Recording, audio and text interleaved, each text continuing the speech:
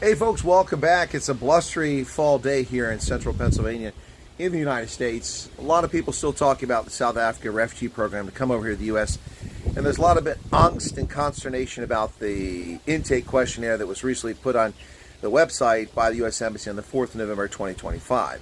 As I've told people, you should look at this as a very good development. Number one, it's pretty impressive that such a thing was put together during the government shutdown. That's impressive. There were some hiccups. Page 9 apparently was a snafu, but the word got to the American government that need to be fixed, and I understand that has been fixed. Most of the problems I'm hearing from people sending me examples of what they're suffering, they can't figure it out, are self-inflicted. I encourage you to read the web page before you start filling out the questionnaire. Don't rush to fill it out. This isn't, asking for a ticket from Ticket Pro. You're actually filling out a very important questionnaire.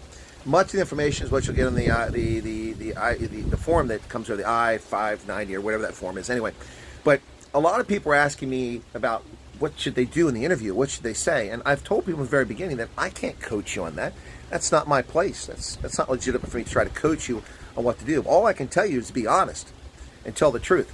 An act of omission is an act of commission. Now, this becomes a bit of a problem with the questionnaire. As I understand it, there are drop-down menus that don't necessarily correspond to educational standards or degrees and other things. One person doesn't have a street address, so what do? She used her son's address. What you should do in something like that is answer the question as best you can, and when they call you, make sure you made a note of that, and when you talk and say, listen, I chose this in the drop-down menu because you didn't have my degree there. Well, my degree is actually this, or this isn't my address, it was my son's address, but I don't have an address, I live in the middle of nowhere, and so forth like that. But as far as the questionnaire and coaching you for the interview, why do you need my coaching?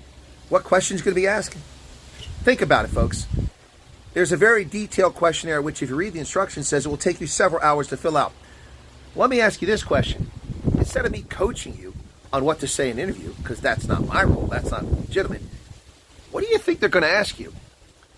You think maybe the questionnaire, with all those questions about your background, your experiences, your contacts, relations, you think maybe that's what they might ask you? I mean, think about it. Think about it. You want coaching? You've already been coached. You filled out the questionnaire. What coaching do you need? That's the coaching. Honestly, think about it. Just fill out the questionnaire and be prepared to answer the questions more fully if you're asked about those things. Nobody needs coaching. Just be honest and answer the questionnaire. All right, folks. I think this questionnaire is a good development, particularly for those who may have fallen through the cracks and haven't been contacted since they put a statement of interest in. Remember, if you've done a statement of interest and never been contacted, you better do the questionnaire or you'll never be contacted. Good luck.